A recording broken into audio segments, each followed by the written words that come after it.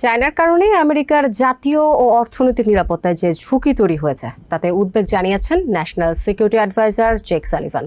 বৃহস্পতিবার চায়নার president Xi Jinping এর সঙ্গে বেইজিংয়ে অনুষ্ঠিত বৈঠকে তিনি আরও জানান, চায়নার সঙ্গে সংঘর্ষ এড়াতে প্রেসিডেন্ট বাইডেন প্রতিশ্রুতিবদ্ধ। অন্যদিকে শি জিনপিং আশা করেন চায়নার উন্নয়নকে আমেরিকা ইতিবাচক দৃষ্টিতে দেখবে এবং একে অন্যের সাথে চলার সঠিক উপায় খুঁজে পেতে চায়নার সঙ্গে কাজ করবে। 3 দিনের চায়না সফরের শেষ দিন বেইজিংয়ের গ্রেট হল অব দ্য পিপলে চায়নার প্রেসিডেন্ট শি জিনপিং এর সঙ্গে আকস্মিকভাবে বৈঠক করেন national security adviser Jake Sullivan. বৈঠকে শি জিনপিং বলেন, আমেরিকার সঙ্গে টেকসই সম্পর্কের জন্য চায়না প্রতিশ্রুতিশীল। পাশাপাশি নিজেদের নিরাপত্তা ও উন্নয়ন স্বার্থ রক্ষায়ও চায়নার অবস্থান অপরিবর্তিত রয়েছে বলে জানান জিনপিং।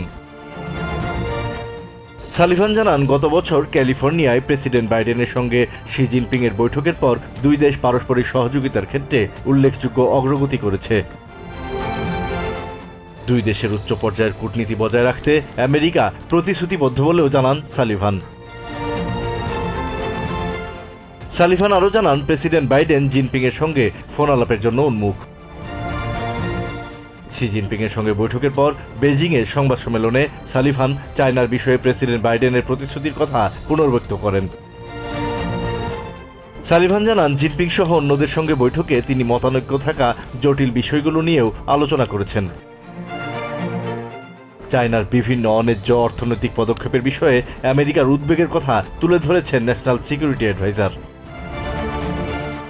পাশাপাশি সালিভান ইউক্রেনে রাশিয়ার আগ্রাসনে চায়না সমর্থন দেওয়ায় নিরাপত্তা হুমকির বিষয়েও কথা বলেছেন। এছাড়া গাজায় যুদ্ধবিরতির প্রচেষ্টা নিয়েও আলাপ হয়েছে তার। তবে আমেরিকার আসন্ন নির্বাচন নিয়ে চায়নার সঙ্গে কোনো আলোচনা হয়নি বলে জানান Sullivan.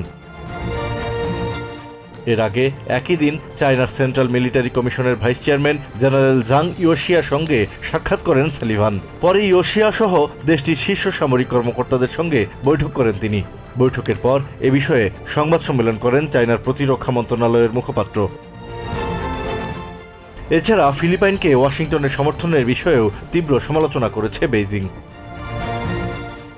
Asad real, TVN 24 news desk. New York থেকে সম্প্রচারিত টিভিএন 24 টেলিভিশন বিশ্বজুড়ে বাঙালির কণ্ঠস্বর।